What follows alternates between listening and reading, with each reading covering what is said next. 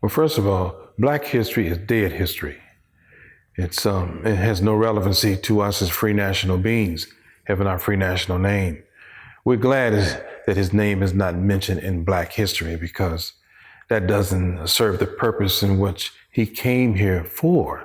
Our Prophet Noble Drew Ali is the first Moorish American, the first one. Now, there were Moroccan Americans then, there are Moroccan Americans now. But a Moorish American, he's the first one.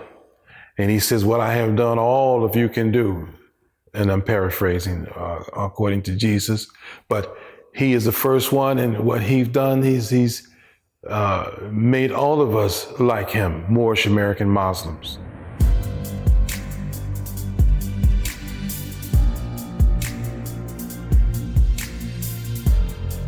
The Prophet Noble Drew Ali is in many history books. In the early 40s, there is a book called They Seek a City by Anna Bontemps, who wrote about the great Prophet Noble Drew Ali by Doubleday Publishing Company.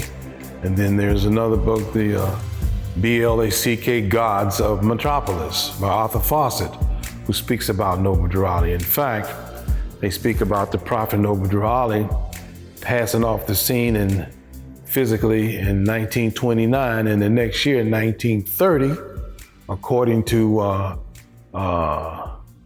Arthur Fawcett's book, there's a man who shouted that he was the Prophet Noble Drew Ali reincarnated.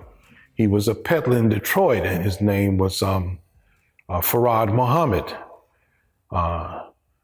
We have reference to many of these people being a part of Prophet Noble Drew Ali's program, in which if you continue to watch this program, you'll get a copy of the posting of the membership in Detroit in 1929, where Farad Muhammad, Elijah Poole Bey, and his family were members and followers of the Prophet Noble Drew Ali.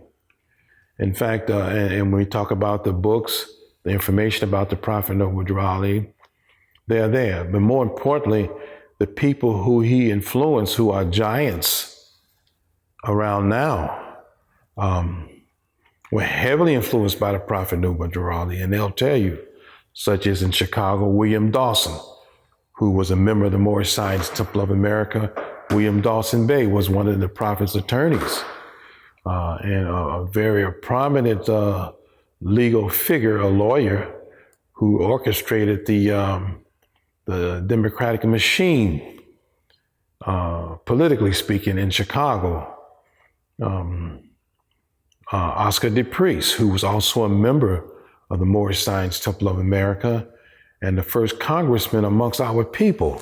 In fact, William Dawson said to his constituents, but with the help of the Moorish Americans, I believe that I've already won. And if you look at the photo that will be revealed to you on this shooting, you'll see a copy of Oscar DePriest sitting behind the Prophet and next to the Prophet Noble Drew Ali in 1928-29.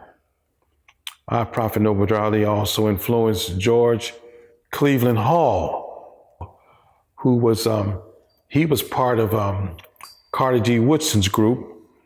Carter G. Woodson and George Cleveland Hall were together with Hurston. Miss Hurston was the first Asiatic librarian in Chicago, and her and George Cleveland Hall were orchestrators of the Asiatic History Week in Chicago, which later became known as Asiatic History Month in February. But they were orchestrators of that. They were heavily influenced by the Prophet Noble Drew Ali. In fact, on the convention of 1928 and 30, George Cleveland Hall is presented as one of the facilitators in the program. He's in the program module. Our Prophet Noble Drew Ali's influence was so great and so vast that it changed the political scene in Chicago and elsewhere around the country as regards to our people, who realized that they they could go to the polls and vote as a free national citizen, bearing their free national name. Our Prophet Noble Raleigh teaching went around to many medical doctors who were attendant of Meharry Medical College. He influenced so many great people who will tell you, if you ask them, what effect that he had on them as their teacher.